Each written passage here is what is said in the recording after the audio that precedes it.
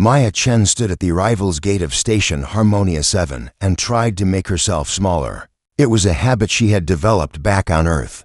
When you were a human in a galaxy that feared your kind, you learned to take up less space. The station was beautiful. Crystal walkways floated above gardens filled with plants from 100 different worlds. The air smelled like flowers and something sweet she could not name. Beings of every shape and size moved through the halls. Some walked on legs, some floated, some slithered. All of them looked at Maya and then quickly looked away. She was used to that too. A small drone floated up to her face. It scanned her with a blue light and then spoke in a cheerful voice. "Human student Maya Chen, welcome to the Galactic Unity Academy. You are the first of your species to attend. Please follow the guide lights to your assigned quarters. Your roommate is waiting." The drone flew away before Maya could ask any questions.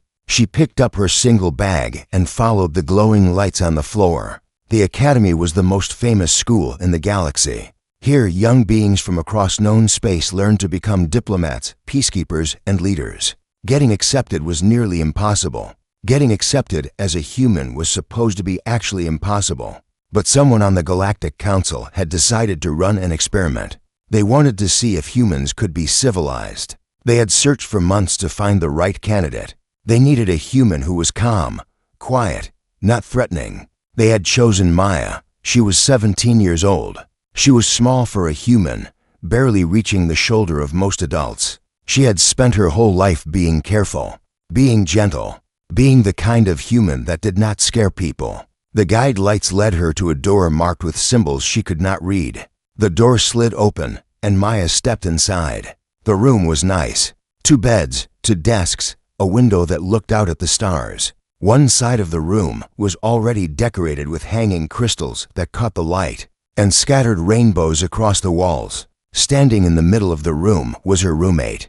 Maya had never seen a Velith before, but she recognized the species from her studies. The being was roughly human-shaped, but made entirely of living crystal. Light passed through her body, creating beautiful patterns. She was delicate and graceful and clearly terrified.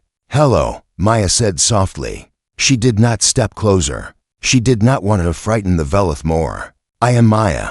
I think we are roommates." The Velith's crystalline form vibrated slightly. When she spoke, her voice sounded like wind chimes. "I am called Prism. I requested a transfer when I learned what you were." They denied it. Maya nodded. She had expected this. "I understand. I will stay on my side of the room. I will not touch your things. I will not bother you. If you want, we do not have to talk at all." Prism stared at her with eyes like cut diamonds. "You are very small for a Deathworlder." "Yes, I know.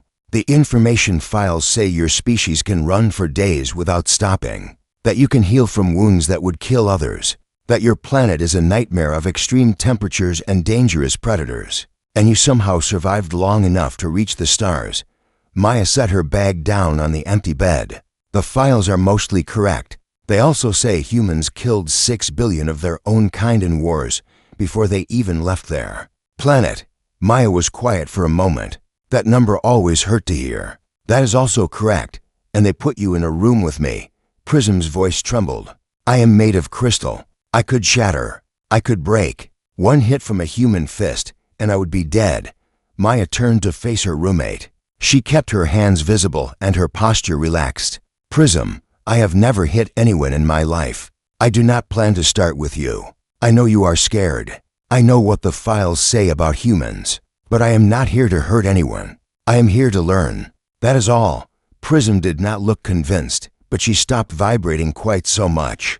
"We will see." It was not friendship, but it was a start. The next morning, Maya woke early. She dressed in her academy uniform, a simple gray outfit that marked her as a first-year student. She checked herself in the mirror 3 times to make sure she looked neat and non-threatening. Then she went to find her first class. The hallways were crowded with students. Beings of every kind pushed past her, and Maya noticed how they all kept their distance. A circle of empty space surrounded her wherever she walked, like she was a disease they might catch. She found her classroom and stepped inside.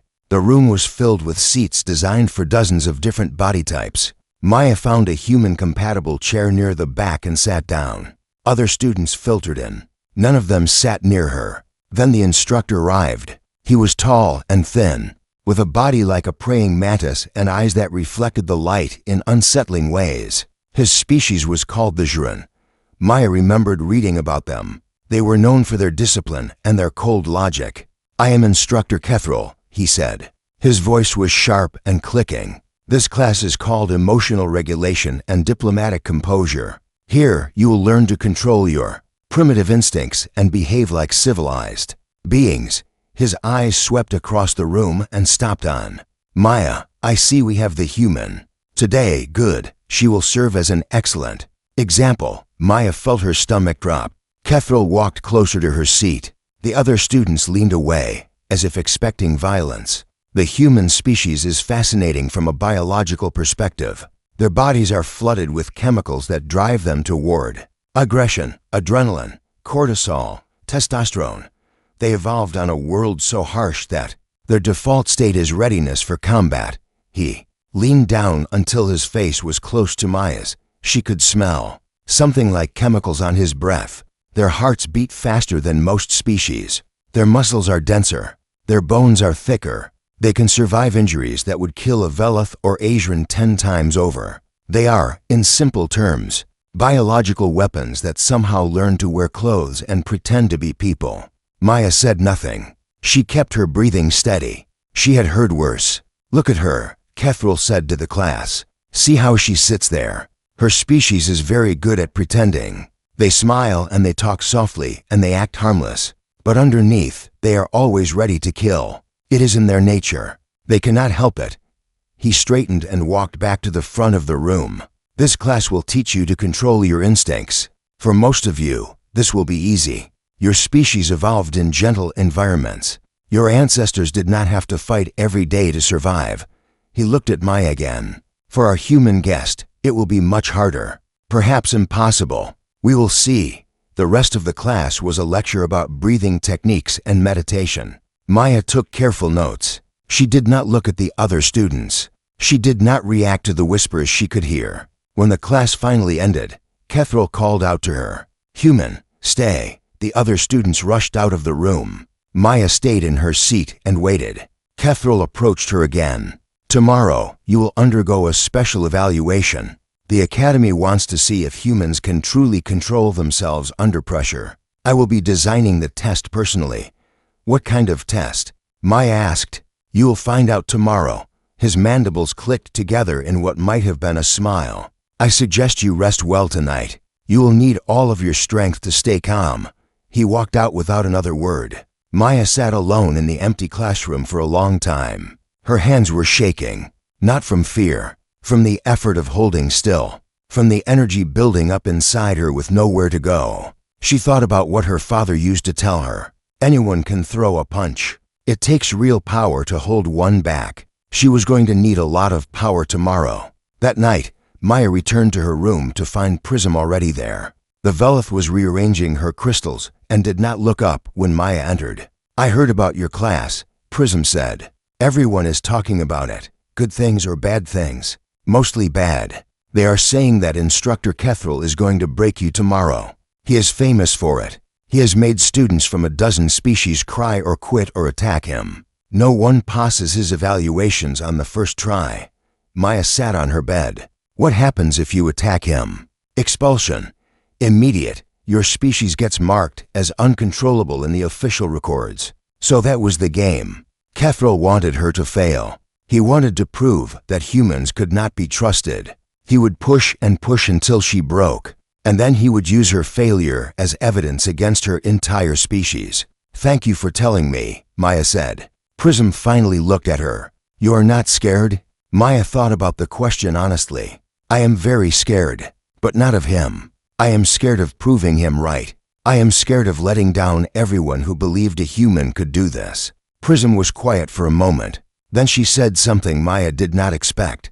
"Good luck tomorrow." It was not much, but it was something. Maya lay awake for hours that night, staring at the ceiling, practicing her breathing, and trying to remember that she was strong enough to be gentle. She had to be. The whole galaxy was watching.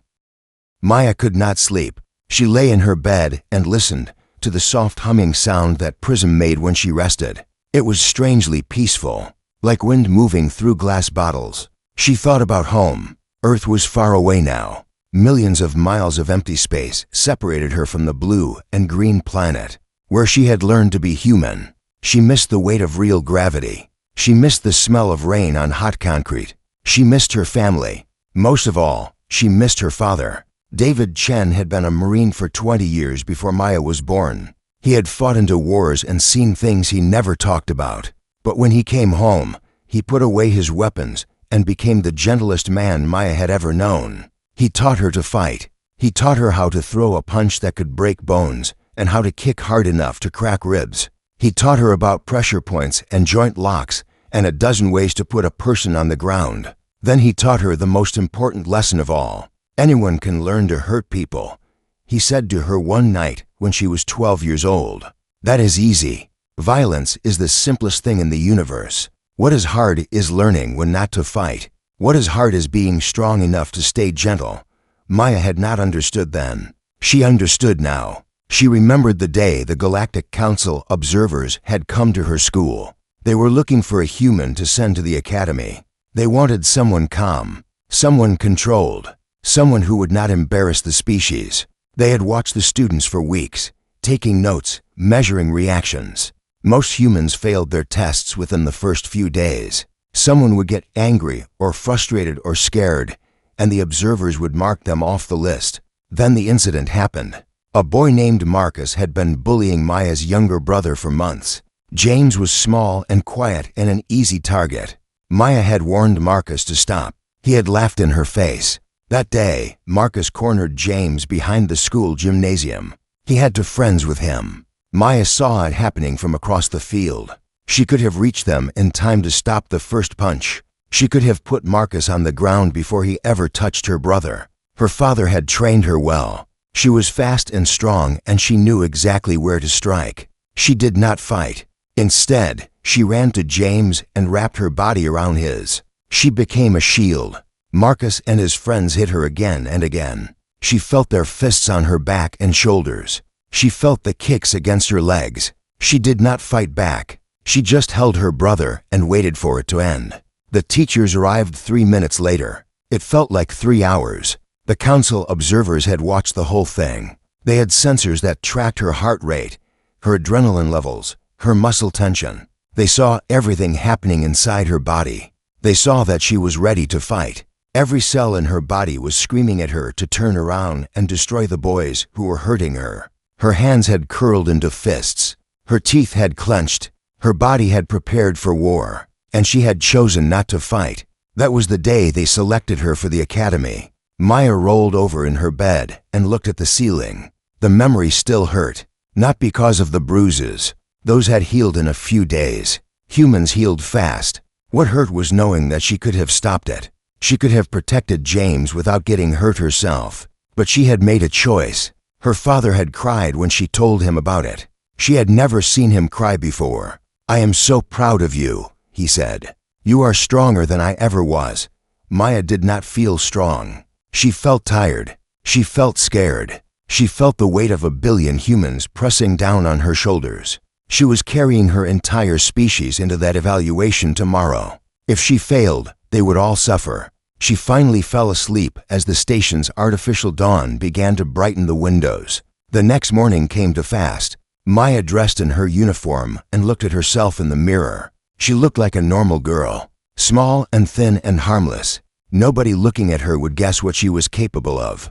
That was probably for the best. Prism was already awake, ranging her crystals by color. She paused when Maya headed for the door. "Human." Maya stopped. "Yes, I have been reading more about your species. The files include some things that are not in the basic information. Stories about humans doing strange things." "What kind of strange things?" Prism held up a small crystal in her delicate fingers. "There's a record of a human cargo ship that received a distress signal from a Shrin colony. The colony was under attack by raiders. The human ship was small and unarmed. Logic said they should ignore the signal and save themselves. What did they do? They flew directly into the combat zone. They loaded as many Shrin survivors as they could fit on their ship. When the raiders tried to board them, The human crew fought them with tools and fists and anything they could find. They saved over 200 lives. 3 humans died doing it. Maya was quiet. She had not heard this story before. The files also say that humans form bonds with other species. Strong bonds. They will protect creatures they have no biological connection to. They will die for strangers. Prism set down the crystal. I do not understand this. It does not make evolutionary sense. Maya smiled a little. My father used to say that humans are too stupid to know when to quit. We care about things even when caring does not help us. We fight for people even when we cannot win. It is not logical. It is just how we are. Prism studied her with those diamond eyes. Is that why you did not fight back when those boys attacked you? You were protecting your brother? You read my file? Everyone read your file. You are the most famous student in the academy. Maya sighed. Yes, I was protecting James. He was more important than winning. Prism was quiet for a long moment. Then she said something that surprised Maya again. I hope you break Instructor HFY's test. Not for the humans. For you, it was the closest thing to kindness anyone had shown Maya since she arrived. She felt her throat tighten with emotion she could not afford to show. Not today. Thank you, Prism. She walked out the door before the Velith could see her eyes getting wet. The halls were busier than usual. Word had spread about the evaluation. Students gathered in small groups, whispering and pointing as Maya walked past. She kept her head up and her pace steady. She did not let them see her fear. She found a quiet corner near a window and spent an hour practicing her breathing. In through the nose. Hold for counts. Out through the mouth. Slow and steady. Her father had taught her this too. He said it was how he survived the worst moments of his life. Her communicator buzzed. A message from the Academy administration. Evaluation begins in 1 hour. Report to Training Hall 7. Maya read the message 3 times. Then she deleted it and kept breathing. 1 hour, 60 minutes, 3,600 seconds. She counted them down one by one. When the time came, she walked to Training Hall 7 with her head high and her hands steady. A crowd had gathered outside the hall. More students than she had ever seen in one place. They parted silently as she approached, creating a path to the door. She did not look at them. She could not afford distractions. The door slid open, and she stepped inside. The hall was large and empty except for a single chair in the center. The walls were lined with windows, and behind the windows, she could see faces, instructors, administrators, council observers. They were all here to watch her fail. Instructor HFY stood beside the chair. His mandibles clicked with what might have been pleasure. Welcome, human. Please sit. Maya walked to the chair. It was made of metal, bolted to a heavy table. The table was reinforced with thick steel plates. It was designed to hold species much larger and stronger than her. She sat down and placed her hands flat on the table surface. The rules are simple, HFY said. You will remain seated. You will remain calm. We will introduce various stress stimuli. If you stand up, you fail. If you attack anyone, you fail. If your biological readings indicate loss of control, you fail. He leaned closer. Do you understand? Maya looked at him with steady eyes. I understand. Then let us begin. The lights in the hall dimmed. Maya heard machinery humming to life somewhere in the walls. She focused on her breathing. In through the nose. Hold for counts. Out through the mouth. Whatever was coming, she would face it. She had no other choice. The first test was noise. A sound like thunder exploded through the training hall. Maya felt it in her chest, in her bones, in her teeth. It was loud enough to cause pain. Loud enough to trigger every survival instinct in her body. She did not move. Her heart rate spiked. She knew the sensors were watching. She knew they were recording every beat, every breath, every tiny reaction. But she kept her hands flat on the table and focused on her breathing. The noise stopped as suddenly as it began. Maya's ears were ringing. She could barely hear Instructor HFY when he spoke. Interesting. Most species flinch at that volume. The human did not move.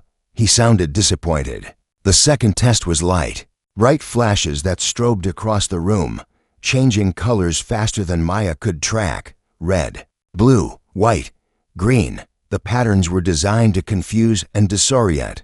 They made her stomach turn and her head spin. She closed her eyes and kept breathing. When the lights finally stopped, she opened her eyes to see Kethril studying her with cold interest. Still nothing. Perhaps we need something more direct. The third test was temperature. The room suddenly became freezing cold. Maya felt ice forming on the metal table under her fingers. Her breath came out in white clouds. The cold bit into her skin like needles. Then it reversed. The room became burning hot. Sweat dripped down her face. The air felt thick and hard to breathe. Her uniform stuck to her body. She did not move.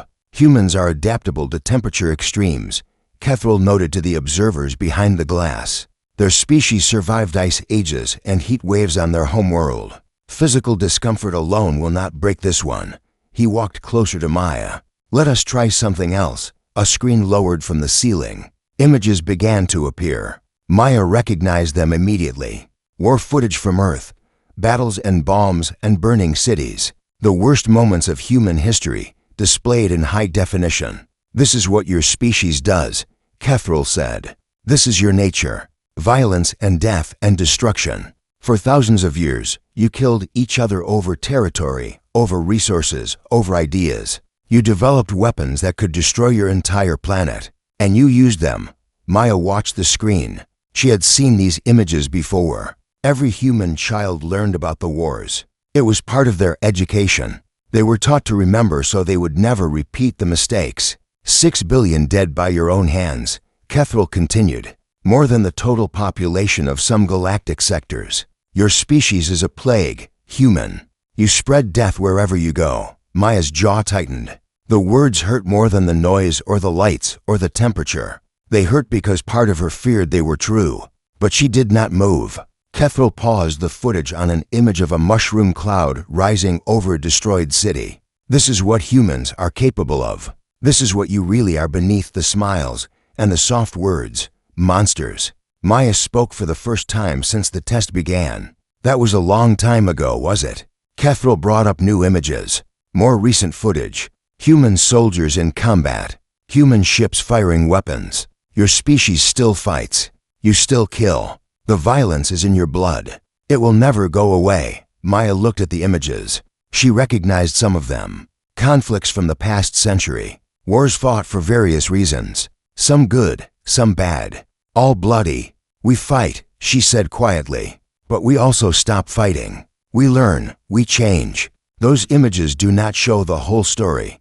There is no other story. There is only the truth. Kethril turned off the screen. And the truth is that humans are dangerous. You should never have been allowed into this academy. You should never have been allowed into space. Your species should have been contained on your death world until you finally destroyed yourselves. Maya felt something hot building in her chest. Anger, real anger. The kind she had spent her whole life learning to control. She gripped the edge of the table. The metal was cold against her fingers. Kethril noticed. His mandibles clicked with satisfaction. Ah, there it is. The famous human rage. I knew it was hiding in there somewhere. I am not angry, Maya said. Her voice was steady, but her grip tightened. Your body says otherwise. Your heart rate is elevated. Your pupils are dilated. Your muscles are tense for combat. He leaned down until his face was inches from hers. You want to hurt me. I can see it. I do not want to hurt anyone, liar. All humans are liars. You pretend to be peaceful, but inside you are always ready to kill. It is your nature. Maya's fingers dug into the metal. She heard a small creaking sound. The table was bending under her grip. Tell me, human, what would happen if I mentioned your roommate? The little crystal creature who sleeps in the same room as you. How long until you get bored and break her like a toy? The anger flared brighter. Maya felt her whole body tensing. Every instinct screamed at her to stand up, to show this clicking insect what a human could really do. She did not move. Or perhaps you have already started grooming her. Humans are good at that, I hear. You form false bonds with other species. You make them trust you. Then you use them. Is that your plan? Make the Velith think you are friends so you have a pet to play with? The table groaned. Maya looked down and saw that she had bent the reinforced steel edge. Her fingers had left deep impressions in the metal. The room went very quiet. Alarms began to sound. Behind the observation windows, Maya saw beings reaching for weapons. They thought she was about to attack. And honestly, part of her wanted to. Everything Kethril said was designed to hurt her. He had found her weakness and pressed it hard. He wanted her to fail. He wanted her to prove that humans were monsters. She could end him in seconds. She knew exactly how to do it. One strike to the throat, another to the base of the skull. His species was fragile.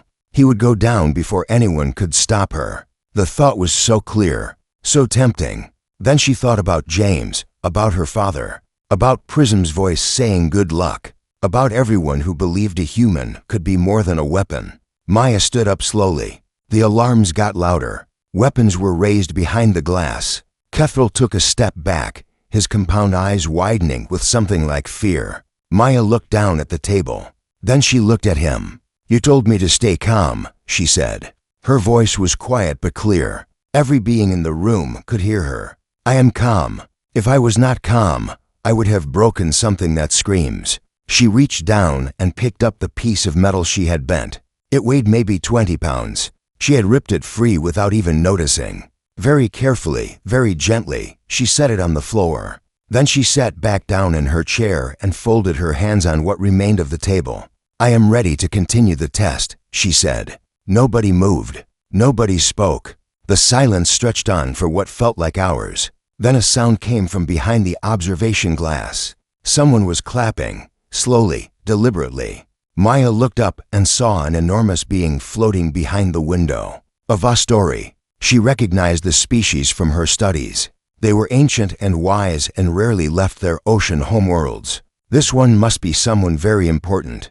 The Vostori was clapping her great fins together, creating a sound like waves hitting a shore. More beings joined in, then more. Soon the observation room was full of applause. Instructor Kethril stood frozen in place. His mandibles hung open. He looked like someone who had just seen the impossible happen. Maya sat quietly and waited for the clapping to stop. She had not failed, but she knew this was not the end. This was only the beginning.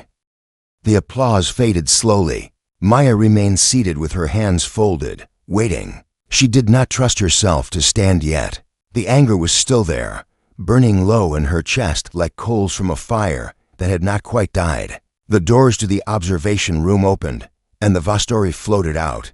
She was massive, larger than any being Maya had ever seen in person.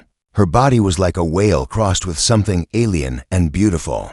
Bioluminescent patterns glowed beneath her skin. "I am Counselor DeepMind," the Vostori said. Her voice was deep and musical, like singing underwater. "I am the director of this academy, and I believe we need to have a conversation." Instructor Kethril started to speak. "Counselor, the evaluation was not yet. The evaluation is over." DeepMind did not raise her voice, but something in her tone made Kethril go silent immediately. "You will wait in your office. We will discuss your methods later." Kethril's mandibles clicked once, twice. Then he bowed his angular head and left the room without another word. DeepMind floated closer to Maya. Despite her size, her movements were graceful, gentle. "You may stand now, young one. The test is complete." Maya stood slowly. Her legs felt weak. The adrenaline was fading, leaving her tired and shaky. "Did I pass?" "That depends on who you ask." DeepMind gestured toward the observation room with one great fin. "Some of those watching believe you should be expelled immediately." They saw a human tear apart a reinforced steel table with her bare hands. "They are frightened. And the others?" The others saw something else entirely. They saw a child who was pushed to her breaking point and chose not to break. DeepMind studied Maya with ancient eyes. "That table was designed to withstand species 3 times your size. Engineers told me it was impossible for a human to damage it. You proved them wrong." Maya looked at her hands. They did not look special. Small fingers, short nails, a few calluses from training. "I did not mean to break it. I know. That is what makes it remarkable." DeepMind began floating toward a side door. "Come, we will talk in private."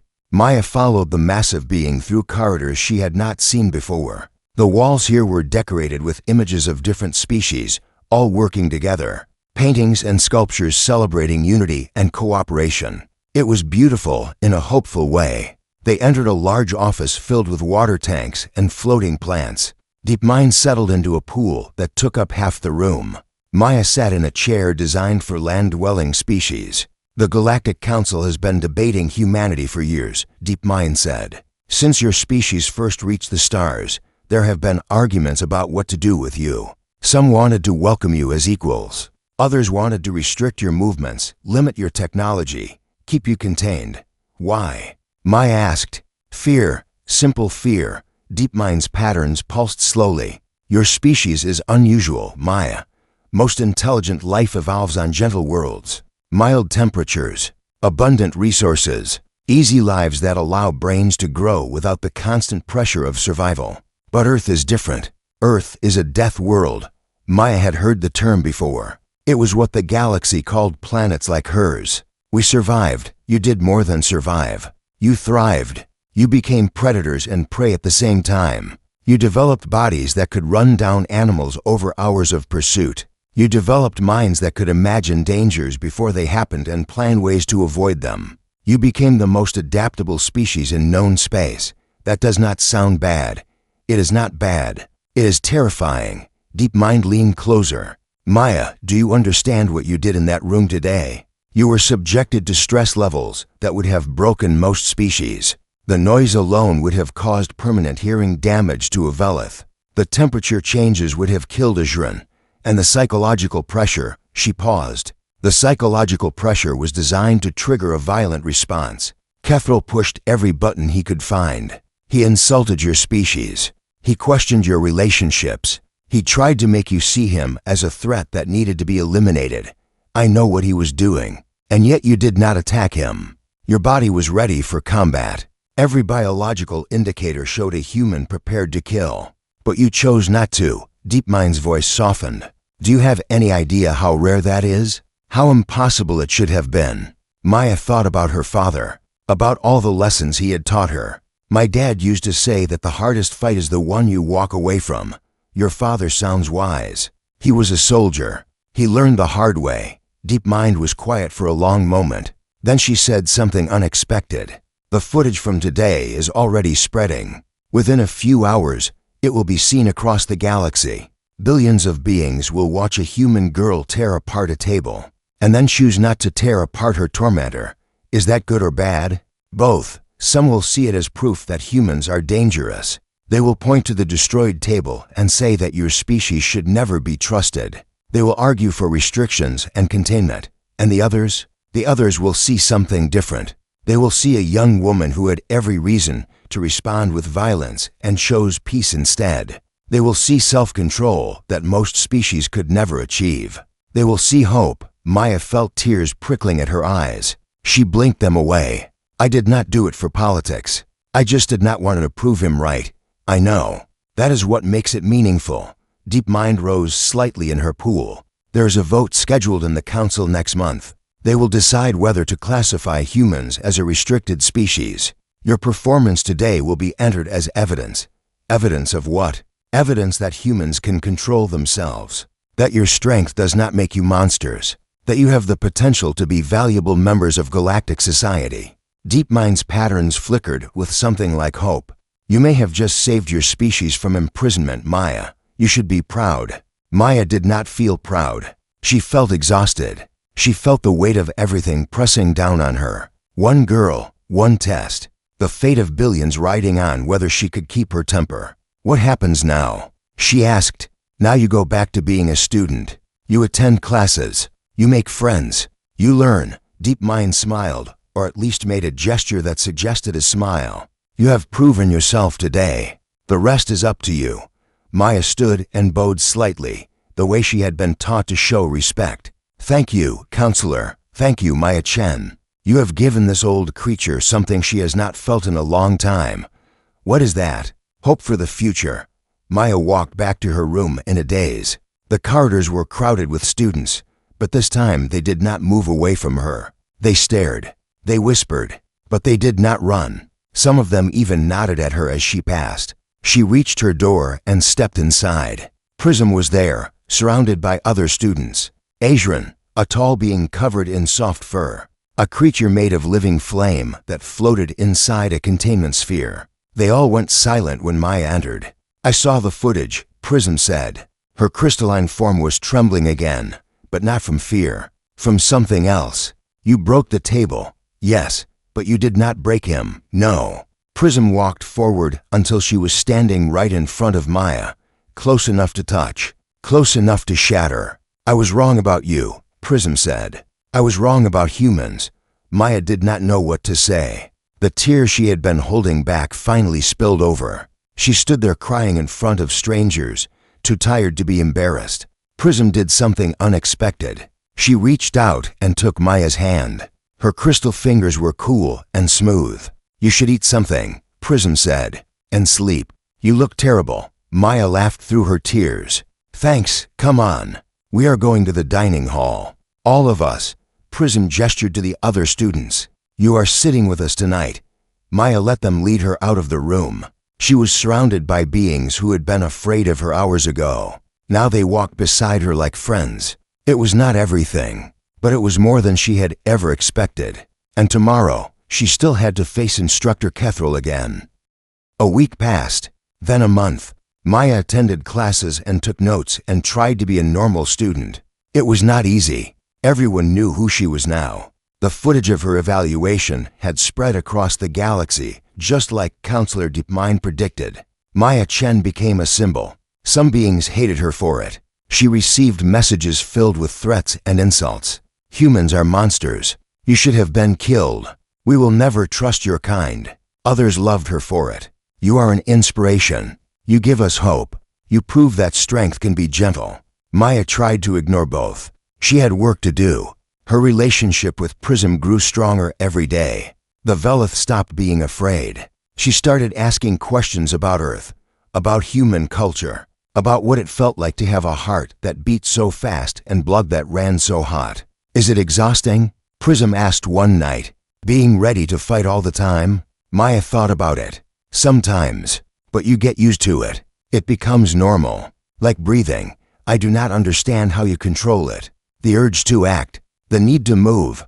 Prism's crystals chimed softly. If I felt what you feel, I would shatter from the pressure. That is why we train. That is why we practice. Maya smiled at her friend. My father used to say that the strongest walls are built one brick at a time. Self-control is not something you are born with. It is something you build. Their friendship drew attention. A human and a Velith living together, studying together, eating together. Some beings thought it was beautiful. Others thought it was dangerous. Maya did not care what they thought. The council vote approached. Maya tried not to think about it, but it was impossible to ignore.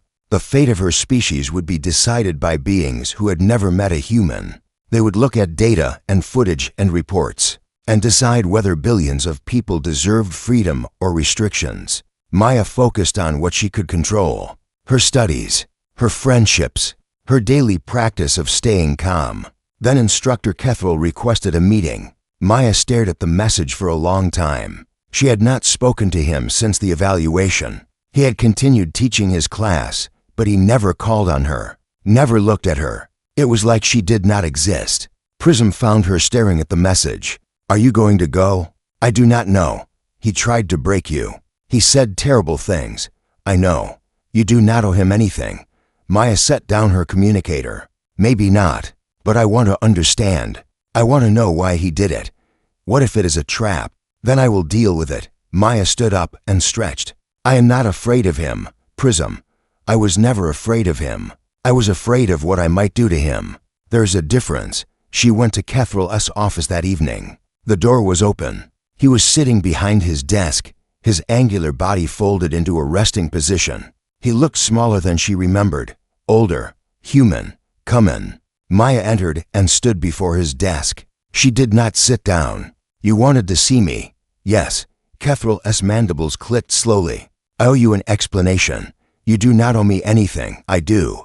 He rose from his seat and walked to a window that looked out at the stars. Do you know the history of my species, human? Some of it. The Zhurn evolved on a cold world. You are logical, disciplined. You do not show emotion. We were nearly destroyed 40 years ago. His voice was quiet. A species called the Wreath attacked our colonies. They wanted our resources. They did not care that we were people. They killed millions of us, burned our cities, slaughtered our children. Maya was silent. She had not known this. The Galactic Council debated for months about whether to intervene. They weighed costs and benefits. They discussed strategy and politics. Meanwhile, my people died. Kethril turned to face her. Then a human ship arrived. What? A cargo vessel. Small, unarmed. The captain was a woman named Sarah Cole. She received a distress signal and decided to help. No orders, no profit, no logical reason. She simply decided that strangers were worth saving. He walked closer to Maya. Her ship flew into a war zone. She and her crew loaded as many Shrin survivors as they could carry. When the Wreath tried to board her ship, the humans fought them with tools and fists. 3 humans died protecting my people. Strangers they had never met. Maya thought about what Prism had told her. The story from the files. It was real. Sarah Cole saved 217 Shrin that day, including 24 children, including my sister. Kethril's voice cracked slightly. I was off-world when it happened. I did not know until later. But I have never forgotten what humans did for us. Then why? Maya asked. Why did you try so hard to break me? Because the council has short memories. Kethril returned to his desk and sat down heavily. They remember human wars. They remember human violence. They forget human kindness. They forget Sarah Cole. I still do not understand. The evaluation was not sanctioned by the Academy.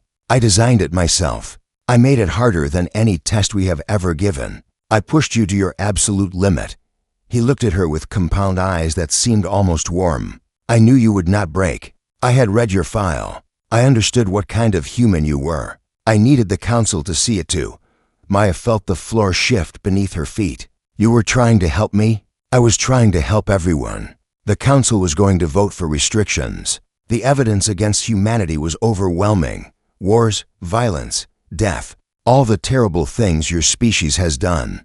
I needed evidence of what your species could be. He gestured at her. I needed you. You could have told me. Would you have believed me? Would you have performed the same if you knew I was on your side? Kethril clicked his mandibles. Humans are many things, but you are not good actors. Your strength came from real struggle, real choice, real restraint. The council needed to see that. Maya stood in silence for a long time. The anger she had carried for weeks was draining away, replaced by something more complicated. Understanding, maybe even gratitude. The vote is tomorrow, Kethril said. I have submitted your evaluation footage as evidence. Other instructors have submitted testimonies about your behavior since then. Counselor DeepMind has spoken to every council member personally.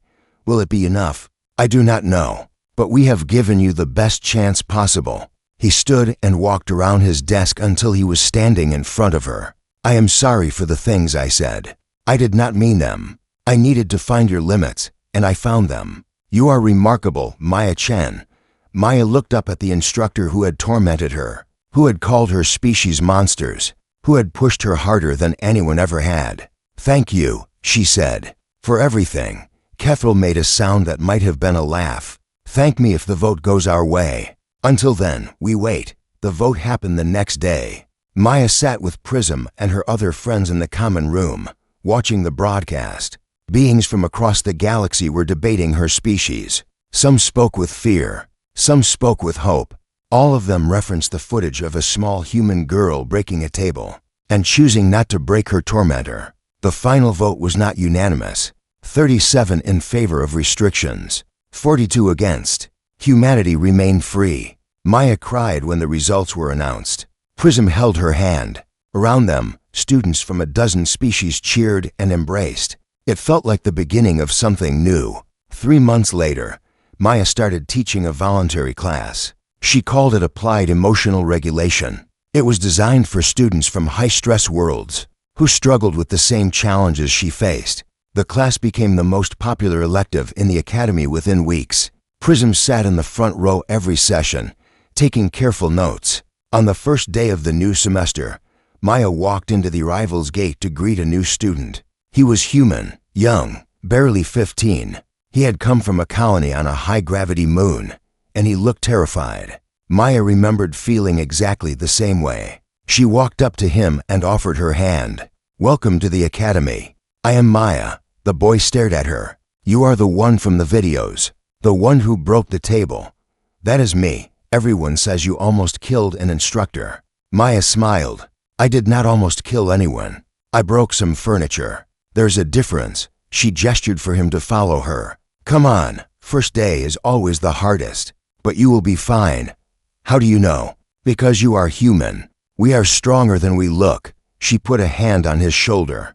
"Just remember the most important rule." "What is that?" Maya grinned.